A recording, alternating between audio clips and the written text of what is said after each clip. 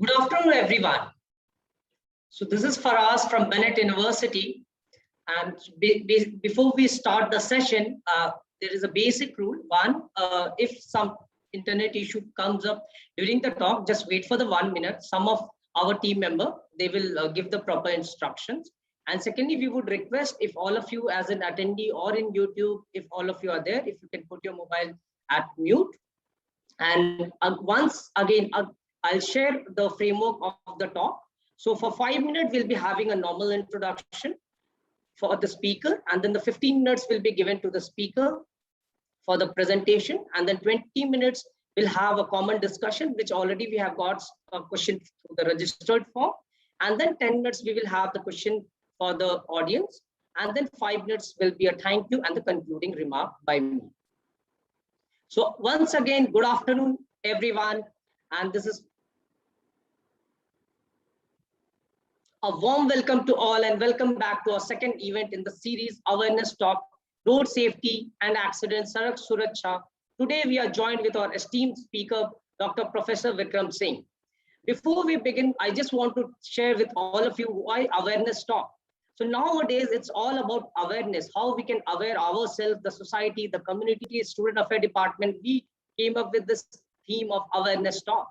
But many of you might be thinking, why, we are starting with traffic, road safety and accident. What happened when we were thinking about finalizing the theme? So when we did research, and then considering Bennett University is the young university and having a university student. So when we did some little bit of research, what we found was 70% of the accident in India involved young Indian of the age of 16 to 25. And in India, we report over 151,000 fatalities due to the road accident in 2019. And due to the road crashes, it kills 500 children every day. And as per the global report, WHO, 1.3 million people are killed every year globally. 50 million people are injured and disabled due to the road accident. And every 30 seconds, a life is lost because of the road. So that made us to think, why not consider having a talk on traffic? And how about a person who is having a dual hat, a person in the dual hat in the sense he's also an academician and he's also from an Indian police service, and the brief introduction will be shared by Jayati. So now I'll request Jayati to give a brief introduction of Dr. Professor Vikram Singh.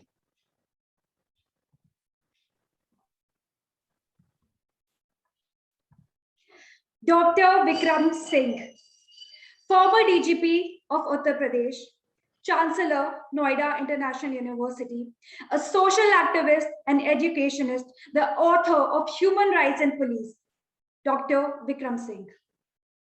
I can't express how proud I feel right now to introduce him to you today. Guts, grit, and glory. These words define him perfectly. 1974 to 2021, he remains one of the most highly decorated officers in the country. He has also been a recipient of the President's Police Medal for Gallantry in 1986 for his service to the nation. And that's not it. He has also been a TED Talk speaker. He is currently the Chancellor in Noida International University. Bennett University is truly honored to have him with us. And today, he's going to help us understand how road safety and security works in India. Over to you, Farad, sir. Thank you, Jyoti, for such a wonderful introduction. I think this can be a best way to introduce Vikram sir. And on the way the session goes, we'll get to know more about Vikram sir's personal and professional journey. So Vikram sir, now we hand over to you for your presentation. Namaskar, good afternoon, Adab, Sat Sri Akal. God bless you, my dear Jayati. God bless you, my dear Faraz, my dear students. It is such a privilege to interact with you and indeed share with you my life's experience on how to prevent road accidents. The causes, the reasons, the road rage, how wantonly and irresponsibly we try to capture the road and feel that we are not going in our two-wheeler or on a cars, we are going on an ego trip. John Donne, an English poet, many, many years ago, maybe around 400 years ago, penned a line when there were no motor vehicles.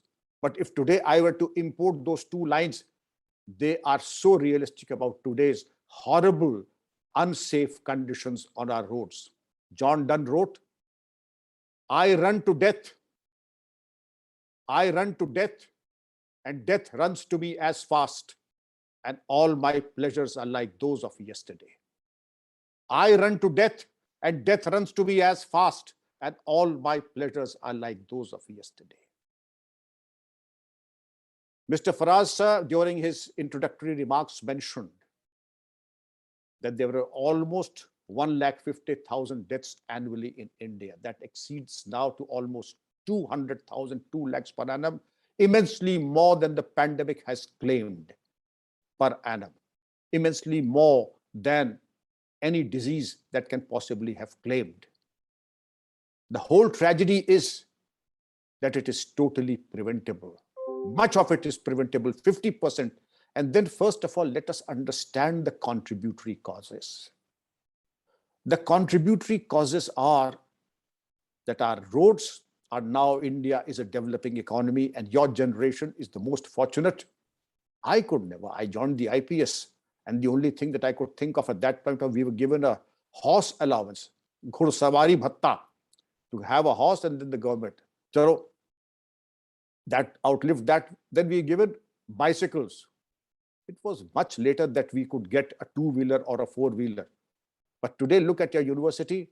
Many of our youngsters are so fortunate to have two-wheelers also and four-wheelers also.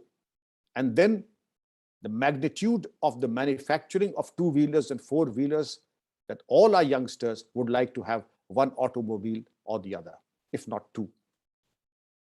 The roads are congested. The vehicular traffic leaves much to be desired. There are rickshaws, there are tongas, there are hand carts, there are abandoned vehicles, there are condemned vehicles, and there are breakdown vehicles. There are breakdown vehicles that are abandoned at night so that one just crashes into them. A major cause of calamity. The licensing policy is such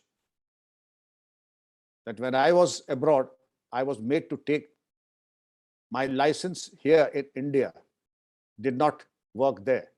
And those of you who are wanting to go abroad, which I'm sure many would be, I was made to sit in the car, and my examiner said, please make a reverse in 8. In a reverse gear, make the figure of 8. Those of you who have a license, ask yourself how many of you can accomplish, because you will fail in USA or England if you're not able to accomplish that. Then you are tested on the basic nuances. What should be the distance between the two vehicles? You should be able to see the bumper and the registration plate of the car ahead of you. Not that you just bumper to bumper. No, it's not proper. Should turn extreme left. Who has the right of way at zebra crossing? Who has the right of way? What happens if you jump the red light? And the acceleration of the current day vehicles is such. I have seen my father drive standard 1938 model at a speed that was 25 miles an hour. I got my Fiat car when I was in MSc, and I would drive it at 40 kilometers. Today, I think it would be an insult for a youngster to presume that he would drive his two-wheeler or a four-wheeler at 40 kilometers an hour. In fact, the acceleration begins at 60 kilometers. Therefore, the level of acceleration, the thrill, we are lucky now to have highways.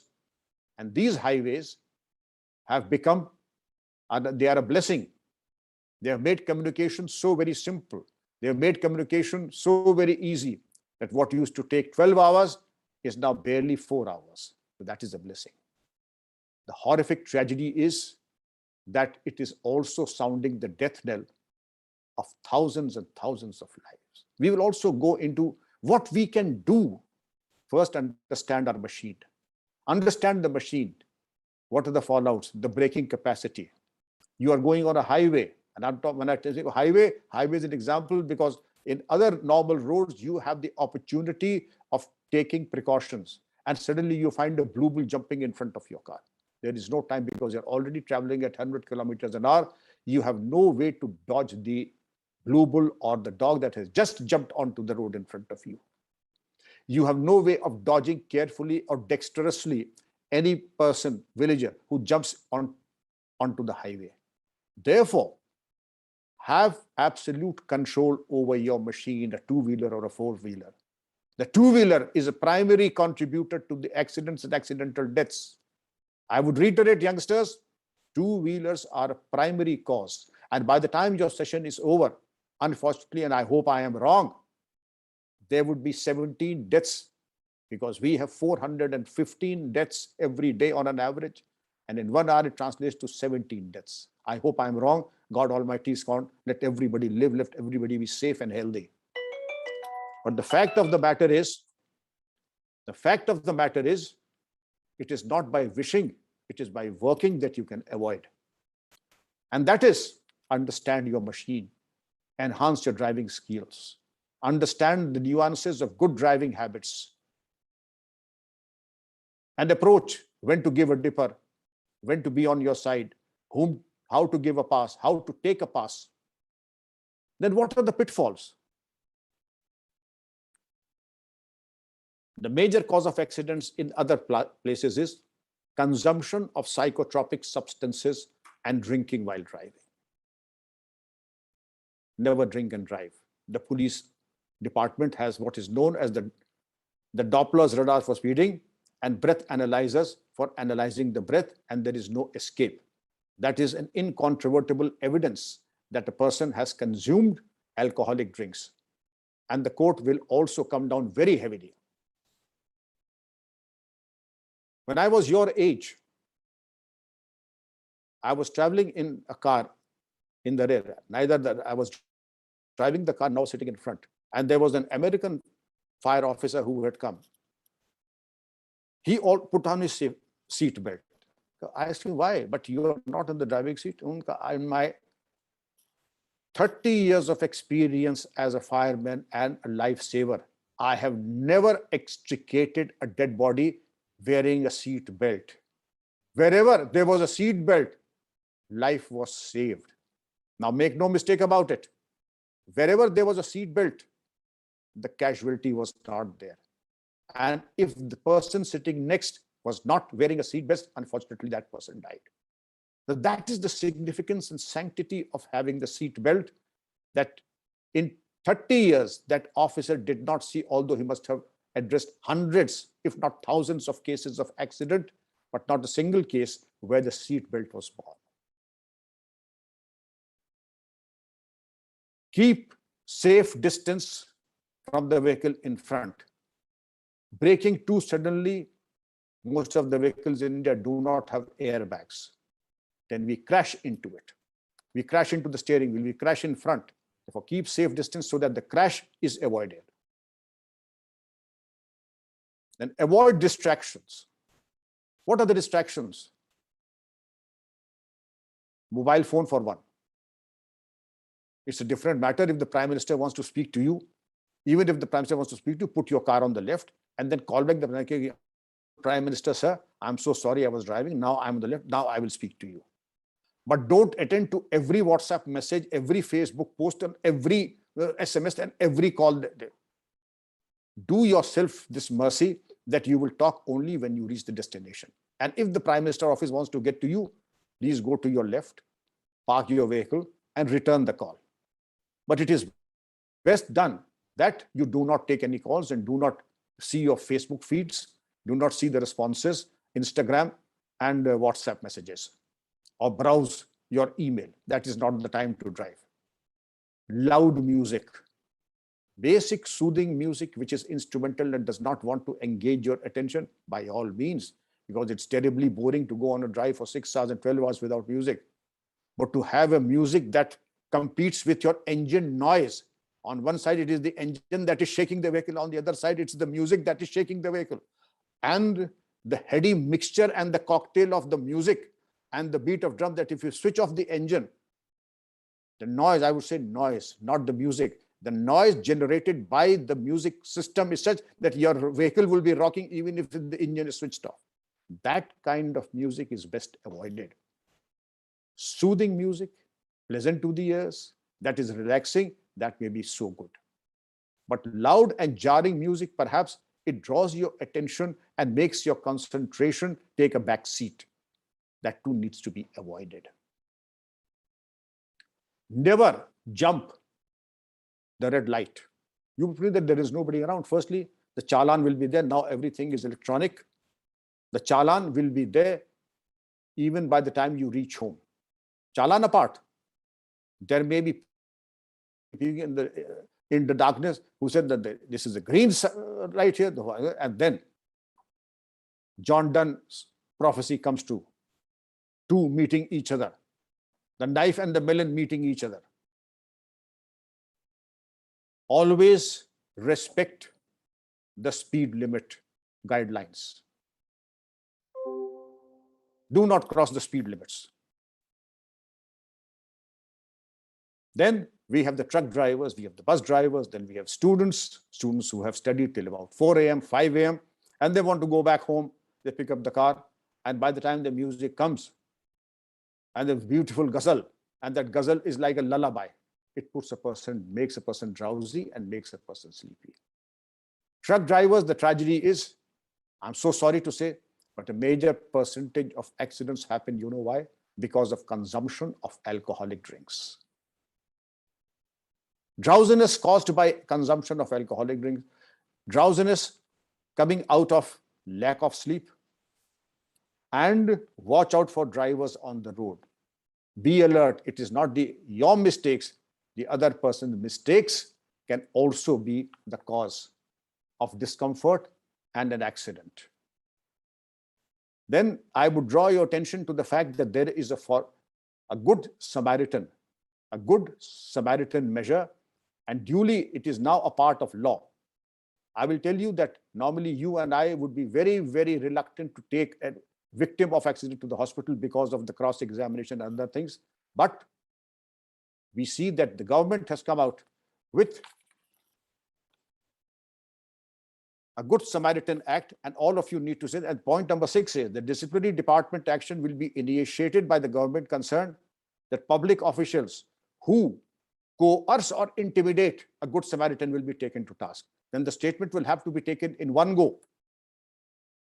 This is the advantage of being a Good Samaritan. The Maharashtra police has come out with a scheme. Mrityunjay Doot, they have trained people along the dhabas, the repairmen, the garage people, the toll attendants into giving the golden hour is the first 60 minutes after the accident. If medical aid and first aid are provided immediately afterwards, within 60 minutes, the probability is that the person is likely to survive by more than 50%. Therefore, the Mrityunjay Doot and the Good Samaritan would lead to 50% prevention of accidents. What could be a bigger deal than this? Try to become a Good Samaritan. My advice to Faraz would be, and Jayati would be, to recruit Mrityunjay Doots so that you are able to do render service and become Good Samaritans. If your camera is able to capture the Good Samaritan order by the government of India, I'm sure all of you have it in you to become Good Samaritans. Nobody can harass you, nobody can pick you up, nobody can challenge you, and no police person, hospital can question you for bringing an injured into the hospital. Therefore, my advice to you will be, try to become Good Samaritans. As Maharashtra police has said, that golden hour plus Good Samaritan is equal to 50% prevention of accident, prevention of deaths. And that is a win-win situation for everybody. I would like to bless you because I see that my time is running out. Therefore, I will reserve the rest during the course of my interaction with you. Thank you so much for being so patient and giving me your time.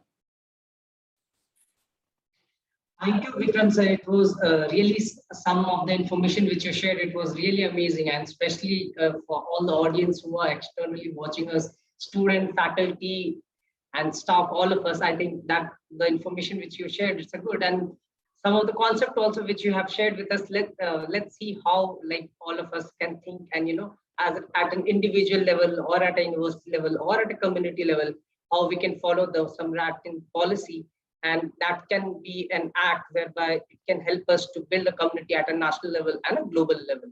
Maybe some of us can become an ambassador for that, and that's the whole purpose of this talk. And for some of our viewer, like if some of them just now they have joined, so Vikram sir was talking about the best practices for safety and security on the roads in the 21st century. And now, sir, since many of like when we had shared the brochures and the pamphlets with each and every one, the members and every, so we do had the registration from the participant, and from there we had collected a lot of questions. So I think this is the first time we are getting so many questions we have got.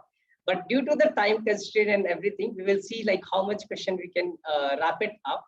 So now the first question for you from the like the registration is, so the first question was, how has the infrastructure of the roads in India been equipped for safe and secure travel? A very good question and a very pertinent question. In a scale of 1:10, what was there 25 years ago would not get more than 3 out of 10. But today you'd be happy to know, when you travel across the highways and even otherwise, you will find assistance centers. You will find breakdown vehicles there to help you. You will find garages there to attend to any breakdown. Then there are breakdown services to address. Highways now have become a past. First, initially, many people say, now we have a leave of one day, let us go for a vacation. Now going on a highway in itself has become a vacation. Look at the number of eateries and all what you may not get, you get in Connaught Place, you will get on the highway. The same level of services that you get as far as repair and maintenance of your vehicle is concerned, you will get on the highway.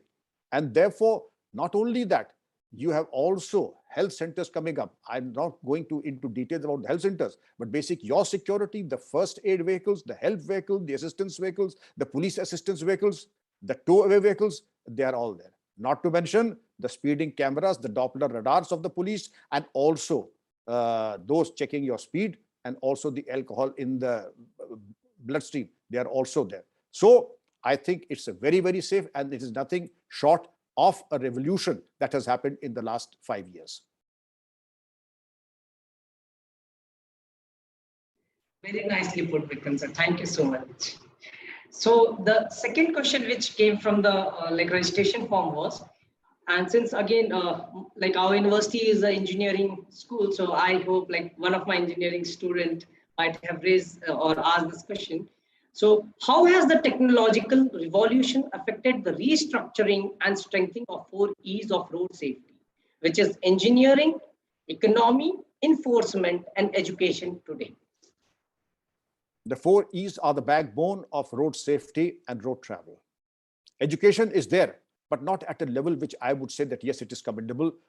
We have to go miles before we sleep. That is education. Engineering has come in a big way. India had just 3 cars about 40 years ago. The Fiat or the Premier Padmani, the ubiquitous ambassadors, the standard heralds. That was about all. But now it is difficult to count on fingertips the choices of two-wheelers. In the two-wheelers, we had the Java and Vespa, Lambretta, and what was that? Royal Enfield. That was all. But today, you can't even count the number of two-wheelers that the choice that you have. Likewise, the engine quality is such, the delivery, the fuel consumption, and also the speeding part. But this has come at a horrible price also. The first time when the Maruti people were trying to test the latest vehicle, they said, we need a police arrangement. Why do you need to? Because, sir, the acceleration is such that people probably presume that when the vehicle is there in the distance, it will take about 10 seconds. The fact of the matter is the vehicle will be at him or her in 2 seconds. So that is the efficiency of the engine designing. We had fire engines. The fire does not mean the fire brigade engine, fully integrated robotized engines. Then we had also many such innovations. Now, the best engines that are made on the planet are manufactured in India and also in Noida. And therefore, you have the best engine, the best fuel efficiency. They also have the CNG driven vehicles also. So immense possibilities. But the CNG engines, of course, the time is less. I wish I could have gone. But those who trying to use contraptions, factory fitted CNG kits, by all means. Approved kits, by all means. But home assembled factory kits and LPG gas cylinders, that is quoting the recipe of disaster. And please, even if somebody were to give you these two free of cost, don't accept them, because they are messengers of the god of death.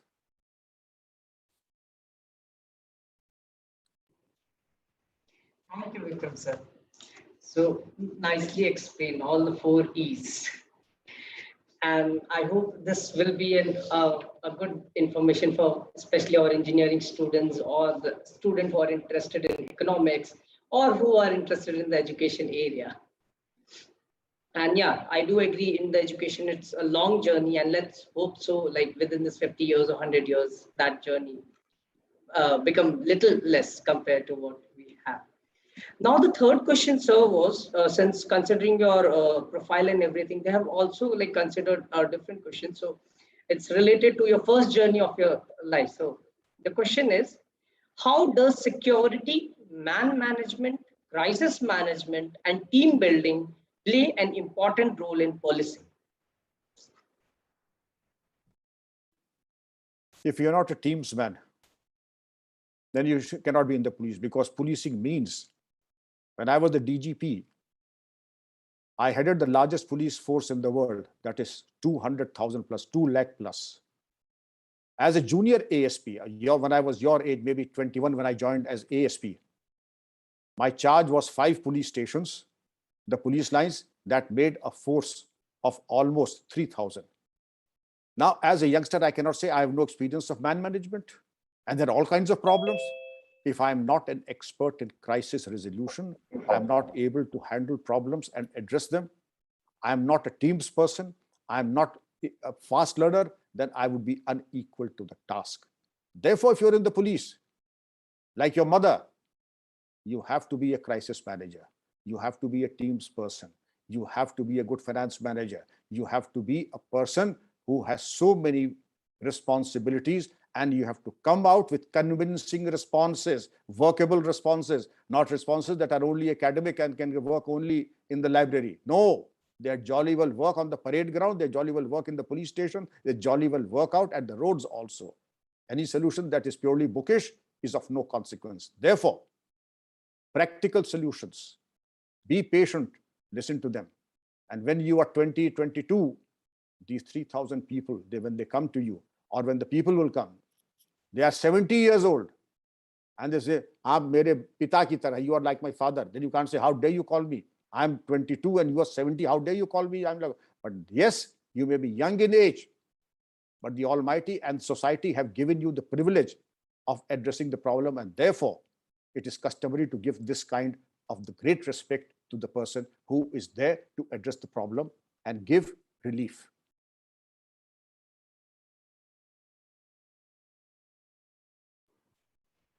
Thank you so much, sir. Like explain the way you explain, taking the example of a mother or mom, I think that is the best example of the crisis management.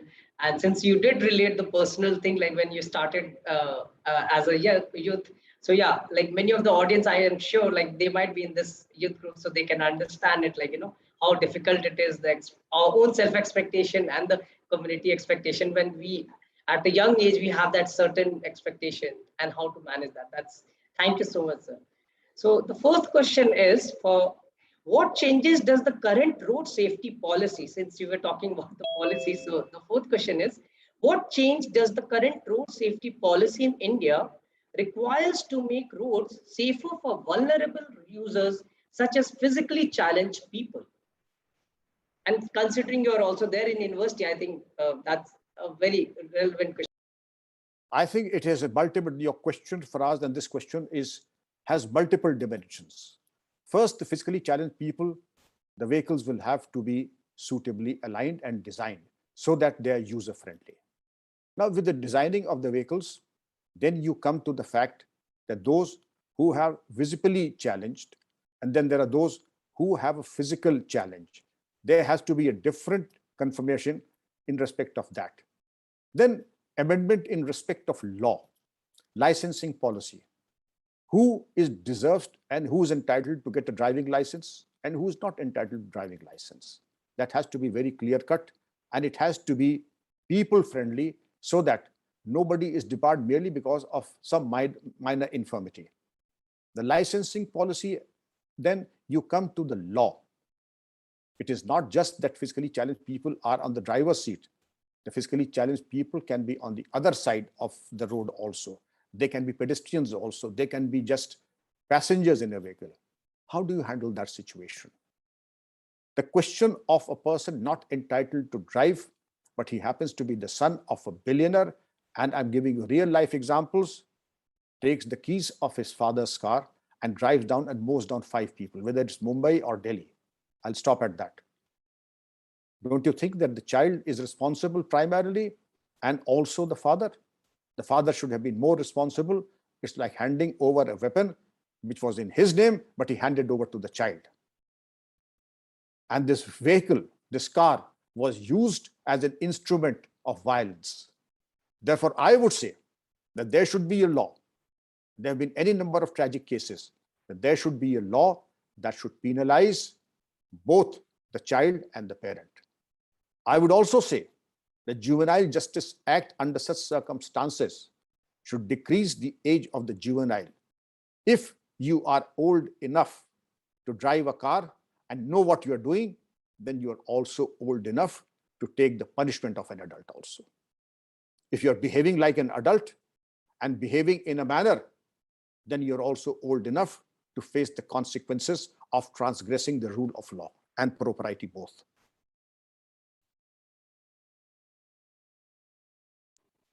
Thank you, Vikram sir. I think we do have a school of law also, and some of the students of law school or the faculty or the staff, if they are there, and if they do have this research area, I think this is something good place to ponder about and think how we can think about in terms of future. And so I think this is a very relevant point or the topic which you have raised.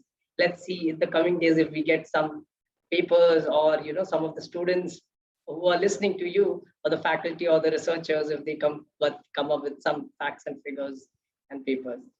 So considering that, so now the next question for you is, what steps can the government take to bring down the post-crash response time to less than 10 minutes?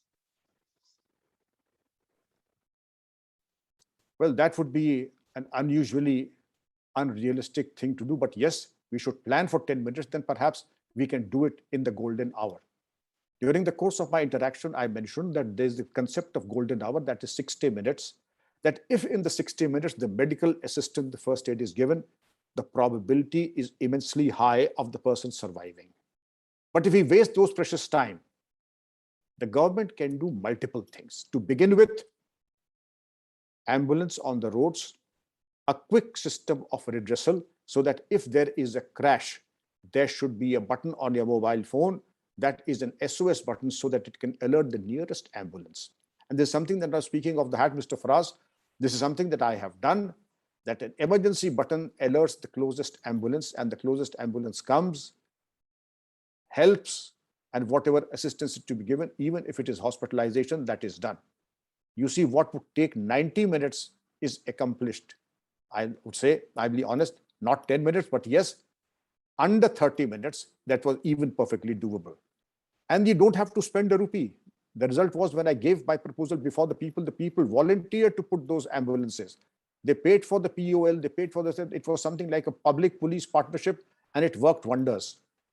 And indeed, the hospitals on the road were also sensitized that you will not ask inconvenient questions of Good Samaritans. And this was before the Good Samaritan Act came. It was then that you will not ask, I'm answerable to everything, I'll answer all the queries. But the person who's bringing an injured will not be put to inconvenient questions. Likewise, there should be a movement of police patrol cars along. If suppose I don't have a mobile, or the accident is such that I'm not able to switch the SOS button, what then? Then it is for the police patrol cars. Then also, many of the highways in Greater Noida now have what is known as a drone surveillance at peak hours. It's not possible to have a drone surveillance 24/7, but during peak hours, accident-prone times, office times, they have what is known as a drone surveillance, which keeps a tab on fast-moving vehicles as also accident-prone areas. I think these can be fine-tuned into giving a solution to prevent, to bring down the response time, maybe from 3 hours to 10 minutes. Faraz Saab, I have seen cases, people dying and bleeding to death. Bleeding to death. वहां सवाल ही नहीं खत्म हो रहे हैं, आपका नाम, बाप का नाम, आपका पता सुनाई नहीं पड़ रहा है, बाप का नाम, अब वो नोट्स बनते चले जा रहे हैं और उसकी सरकार हमें पहले अस्पताल भेज दीजिए, मैं मर रहा हूं, नहीं कागजी कार्रवाई पहले पूरी होगी. No, it is totally unacceptable. First take the injured to the hospital, give him immediate paperwork can follow later. This bookish approach will not work, and to the contrary, I would fault the police personnel under these circumstances for negligence and dereliction of duty. The first priority is to save the life, give him prompt and immediate medical help. Every other thing will follow. So I think it's very nicely put. The way you have explained and given the personal example, I think that it's very nicely put. So now, since you are aware, like, this event we're having in the university, so there are certain questions. By seeing your profile and everything, they do wanted, apart from road safety also, they wanted to have certain personal questions also, because this is the best chance to, have interaction and all. So now I'll ask one of my students, Jayati, to ask the question. Hello, sir. So I have a personal question. So do you think having a mentor is required to be successful in our lives? What I mean is that I have no experience and I don't have anybody with an experience. And sometimes, even when I believe in myself, the lack of experience and the lack of exposure shakes me up. It does. So how can one choose the right path if there's nobody to guide them in the field they have chosen for themselves? A very good question. It is always said, be thine own light. Apo Deepo Bhav.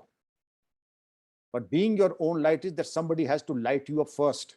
And who will light you up first? A lamp that is already lighted. कि बुझे चिराग से दूसरा चिराग नहीं जलेगा.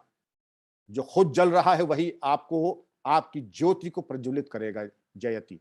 So first, I would always say it is always good to have a mentor. Suppose you are in law.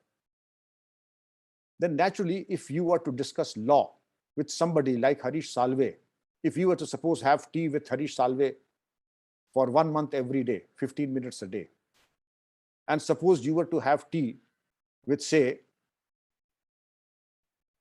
maybe your kirana shop owner, nothing wrong in that. I respect everyone. But kirana shop owner will not take you to academic heights which Harish Salve will. If I'm a tennis player, I have the option of playing tennis and practicing with my driver, or also with John McEnroe.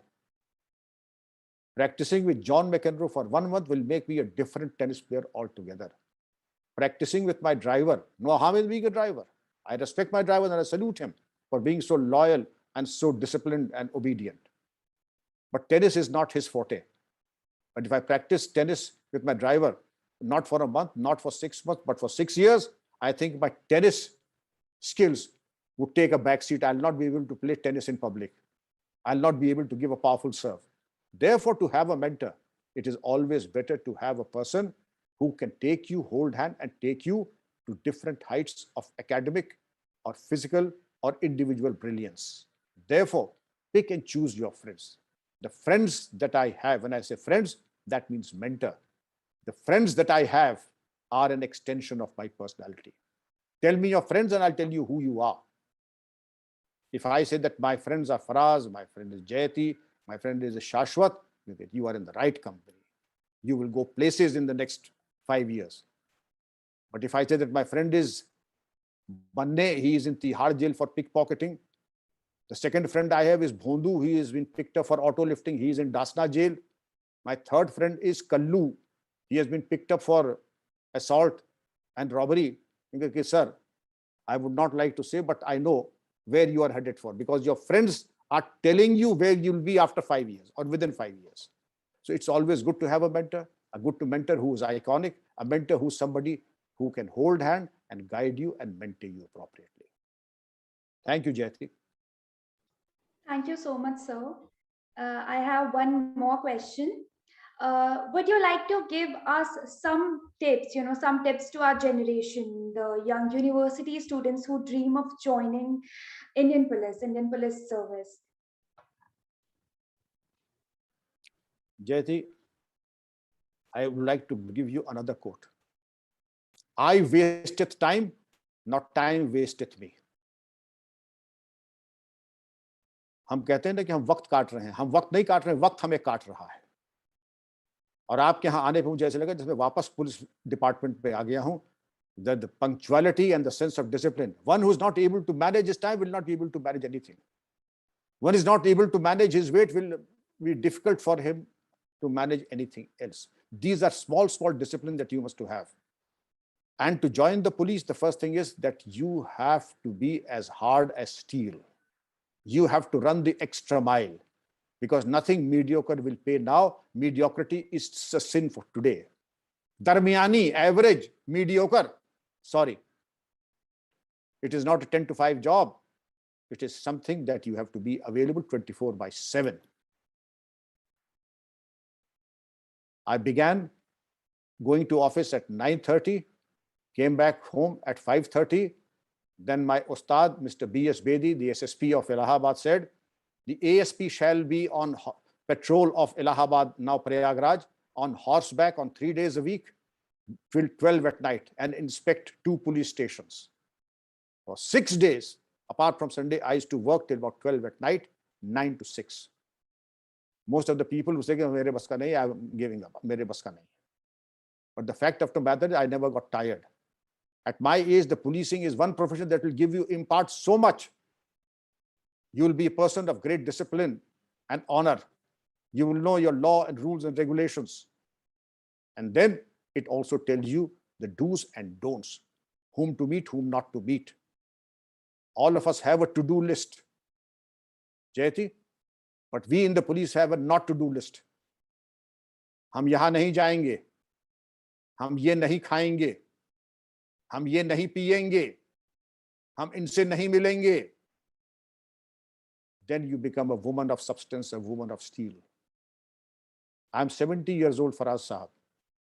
And whenever I go to any college, I challenge all the youngsters. आप तो बच्चे हो. 3 rounds of boxing, only boys, not girls. 3 rounds of boxing. If you win, 50,000 rupees by way of me. क्यों? I still work out 2 hours a day in the gym on the same chart in which a teenager does. I run half a marathon every 15 days. I don't have to. मुझे कुछ प्राप्त नहीं करना किसी से. But yes, the discipline is there. Therefore, I strongly recommend every youngster, every boy and girl, to try and become an IPS officer or a paramilitary officer. Thank you, Vikram. So the way you explained about the mentor and like at a personal level also, whatever I've heard about you, and I do know, you have been mentoring so many of the professionals and academicians and everyone. So I think you're the best person to, answer this. And the way I think it's a good opportunity for some of our students who are interested, and there are many students in our own university in Bennett who are good with boxing and marathon. So maybe if they are interested, I think I will definitely connect them so that they can have a challenge. And we do have, like in our sports department, we do have a very good concept of considering the fitness as a very important aspect. So whereby we promote the fitness aspect also of the students, the faculties and everyone. So I think for them also, you will be really a role model, a person of a 70-year age, if he is challenging us. So maybe I would request if any of the faculty, staff, or the external people, whoever want to challenge sir, all of you know about sir's profile and everything, you can either reach out to Noida International University, or maybe you can reach out to Bennett University to me or my team, and then definitely we'll connect Vikram sir. Now, I'll request one of my own student, again, from our own team of awareness student team, Ashlyn, to ask a question. Yes, sir. So I would like to ask, is there any lesson that you've learned in your life which you would like to give to our young generation? Actually, there are three lessons. I've learned many lessons, but the three most important I would like to share with my youngsters. Being the oldest, and there are law students, Faraz Sahab, take this as my dying declaration. Marne wala jhoot nahi bolta hai. There are things that work and there are things that won't work. Honesty is not the best policy. Honesty is not the best. Honesty is the only policy. There is no other way, because the wages of sin are death. Wages of sin is death. The Holy Bible says, seek ye first the kingdom of God and his righteousness, and all things shall be added unto you. First, be godly. First, serve the Almighty. First, serve the Almighty. And then you'll see the world will be at your feet. But what we are doing, we are driving our vehicle in reverse gear. We first want to get the world. God will come when I retire. I will pray. I'll do tasbih. I'll offer namaz and zakat only when I retire. No, no, no, no, no. It is here and now. There is nothing like a credit card as far as personal character is concerned. There are things that honorable children don't do. They are not meant for you. They're saying the ऋषि पुत्र के लिए, ऋषि पुत्री के लिए ये चीजें बनी ही नहीं है. मेरी बातें बुरी है कि मैं पॉपुलैरिटी कॉन्टेस्ट में नहीं आया हूं, इसलिए मैं कह देता हूं. I don't drink. मुझे मालूम नहीं कि ड्रिंक खट्टी होती है, मीठी होती है, कड़वी होती है.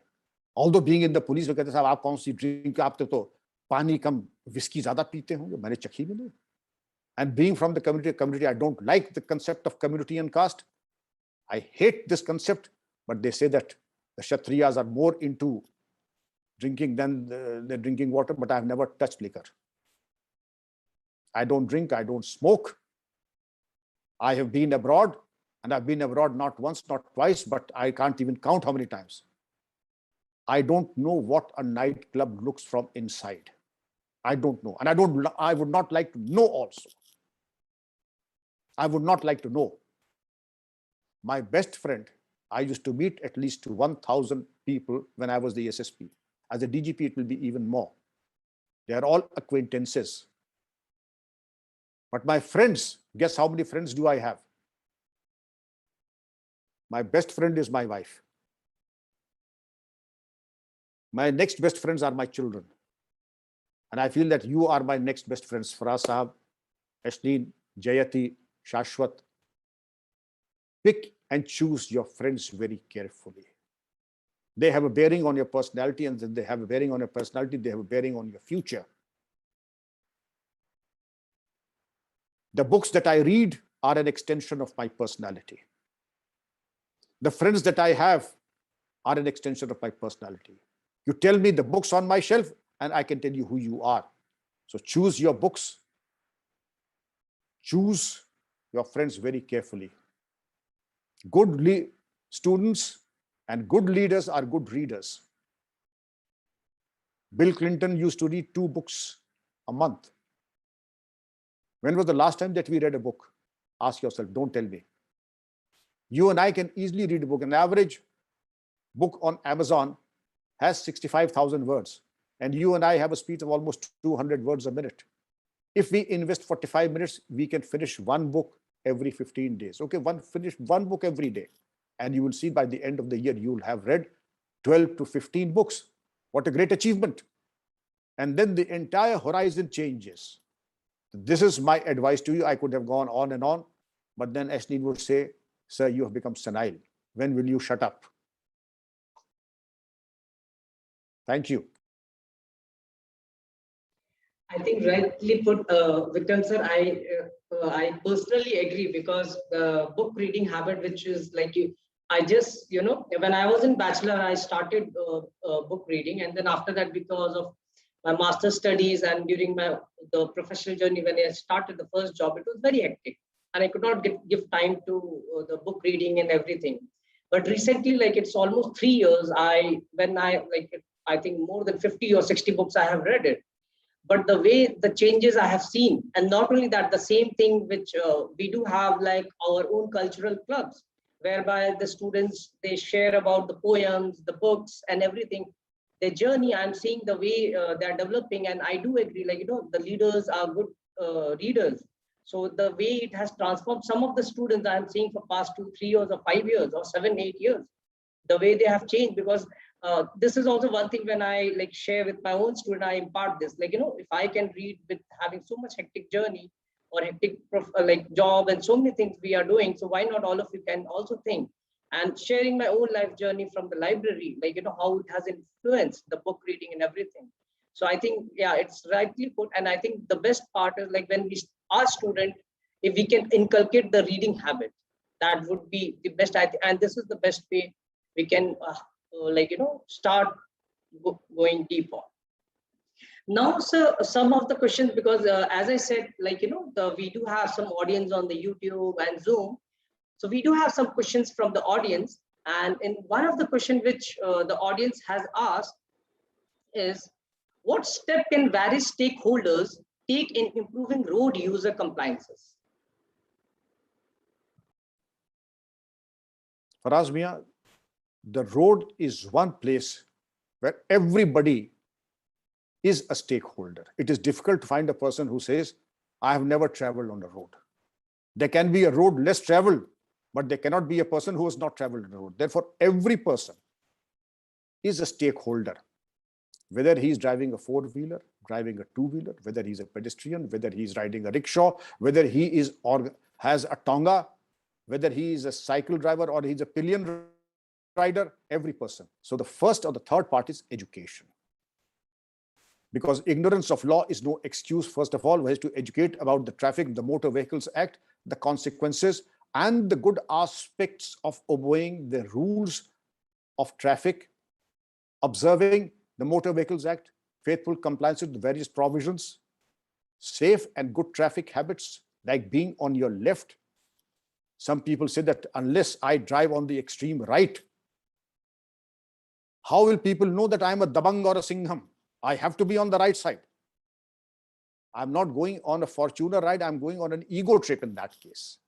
That has to be drilled in me. For your own safety, be on your left. For your own safety, give a dipper when you are going at night. It is not a must as a personality projection that you put the high beam at night. Similarly, respect the traffic rules. They are for your own safety.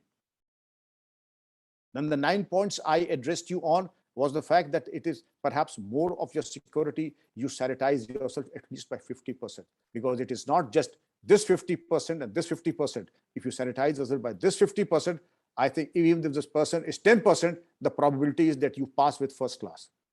But if you are also 10%, here also 10%, well, you are courting the recipe of disaster.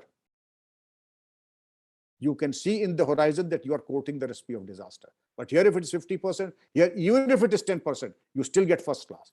So this is the value of education, the value and the significance of respecting the rules by observing traffic sense and traffic etiquette. We did not discuss traffic etiquette. There's a thing known as traffic etiquette. When you go abroad, you find at the crossing that there is a right of way. But if there is a senior citizen going, the vehicle will stop. If there's a cat or a dog going, the vehicle will stop. Even if there's a duck going, the vehicle will stop. That is the level of consideration, the traffic dignity and traffic etiquette.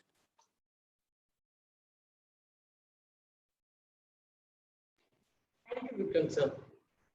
So the next question is, it is more of a personal thing, because it's from the student, I suppose, because the question is like that, and it came from one of the attendees in our Zoom.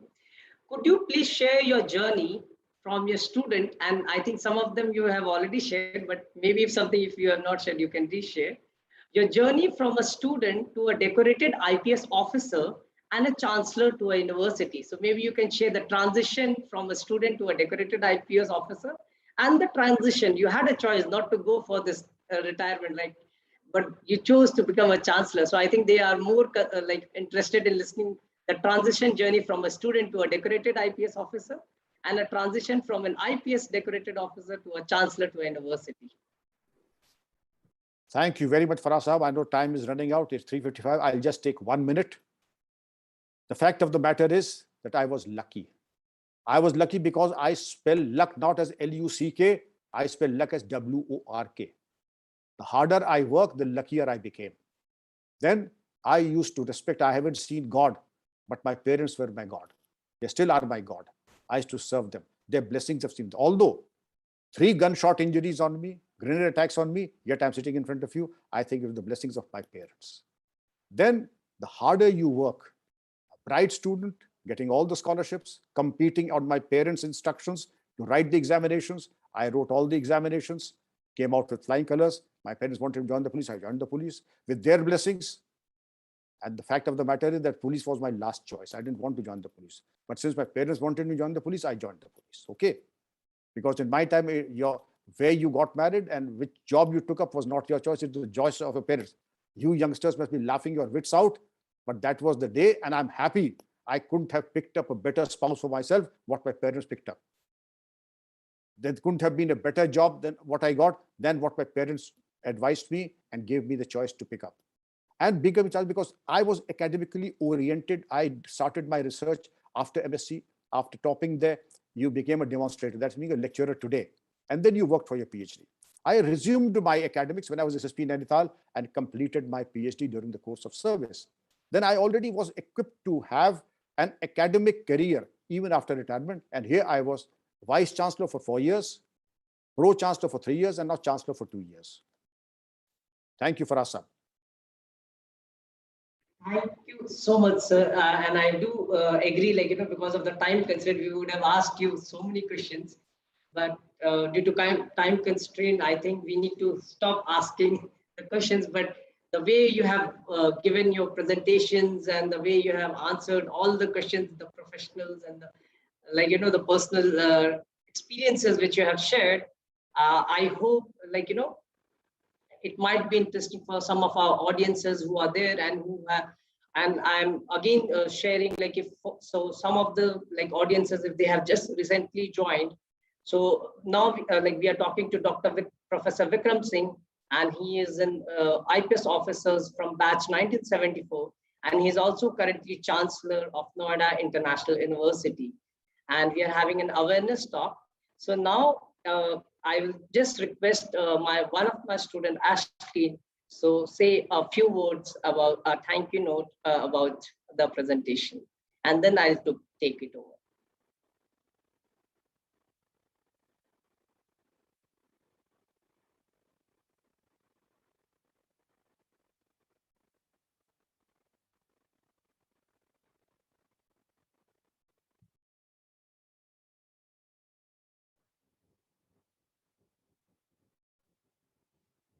Well, first of all, I would love to thank our lovely audience for being a part of this. We really hope you enjoyed and learned something from the event, because aapki suraksha bhi aapki zimmedari hai. Thank you very, very much, Vikram sir, for being here today. We definitely had the best session for sure. We really appreciate that you took the time to be here and shared some very valuable knowledge with us. A special thank you to Student Affairs at Benedict University for taking this initiative on awareness talks on road safety and accident prevention. A big shout out to our awareness talk team for working day and night for this event. Lastly, I would like to thank the Dean of Student Affairs, Vinod sir, and Faraz sir from Student Affairs. Without your guidance, this would not have been possible. Major thank you. This has been a great success in all possible respects. We will see you again very soon with speakers worth listening to. Till then, stay aware, stay safe. Now, I would like to request Faraz sir for concluding the session.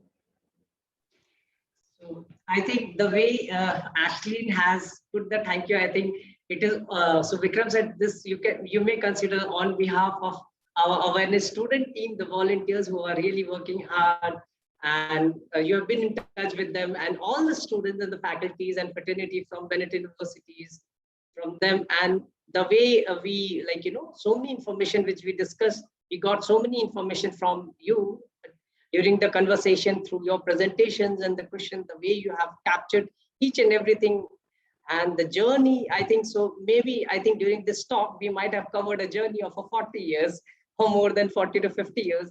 So maybe all the generation, if any of the generation, if they're seeing, and from the different communities, whether they're in university, from outside the university, I think all this is too much relevant, and the way you have explained it so easily, and like as a student or as a learner, as a normal people also, if you are learning, I think it was so easily explained and everything was easily done. So I think maybe for audience also who by chance if they have missed, or our students and faculty and fraternity, if you have missed this thing, so the talk will be available on the YouTube, and then all we do have an Instagram handle through which you can follow us to be get updated, which is awareness. And we would again like to thank each and everyone, all the audience, because without you we can't we would have been successful, and especially thanks to all our management and everyone and our own department who gave us this opportunity to start this talk. And as I said in the beginning also, like Vikram sir, the way you gave us the insight how to build the safety bar while being on the road was really amazing. And as I said, this was an initiative of the Student Affairs at the Bennett University. And for the audience, I would request, like, please be here at 7 p.m. on 18th of August, because we have a third speaker, Professor Dr. Satish Chandra, Director CSIR, Central Road Research Institute, New Delhi, Professor of Civil Engineering, IT, Roorkee. So he is on sabbatical leave. And for each and everyone, we as an Indian, happy Independence Day, Jai Hind, and we end the session here.